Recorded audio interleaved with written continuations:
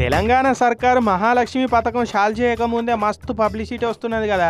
మహిళలు అయితే వాళ్ళ వంతు సాయంగా ఈ పథకానికి మస్తు ప్రచారం చేస్తున్నట్టున్నారు. లేకుంటే చెప్పురి పిల్లవుటక ముందే కుల్లగుట్టినట్టు మహాలక్ష్మి పథకం ఇంకా చాలే చేయలేదు. ఆ పథకం కింద మనిషికి 2500 రూపాయలు సర్కారు వాళ్ళు వేస్తున్నారని చెప్పి పుకారు లేచి ఆయన పోస్ట్ ఆఫీసులో ముంగట లైన్లు కడుతున్నారు ఆడవాళ్ళు. ఎవరు చెప్పిరమ్మ మీకు పైసలు వస్తున్నాయని అంటే ఉల్టా అడిగిన వాళ్ళనే ఎవడో లోకపోతాడు చెప్పిండు మీకెందుకు గట గవన్నీ అని చెప్పిన వాళ్ళనే ఉల్టా తిడుతున్నారు. నిజామాబాద్ కాడ చూడురి లైన్లలో నేను ముందుగా వచ్చినా అనుకుంటా జుట్లు ఊడిపోయేటట్టు ఎట్లా అనుకున్నారో ఆడవాళ్ళు.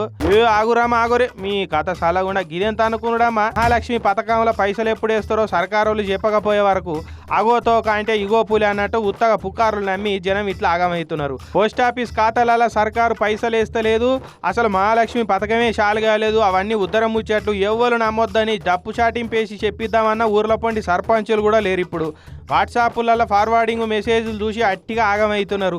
పిల్లా జల్లలను పట్టుకొని పోయి గంటల కమానం లైన్లు కట్టి తిప్పల పడుతున్నారు. ఇప్పటికన్నా సర్కారు ఓ అధికారిక ప్రకటన ఇచ్చినా బాగుండు. ఇక అయిందేదో మా మంచికే అన్నట్టు పోస్ట్ ఆఫీసులలో ఆడవాళ్ళంతా పోయి ఖాతాలు తెరిచే వరకు వాళ్ళు ఇంత ఖుషి అవుతున్నారు.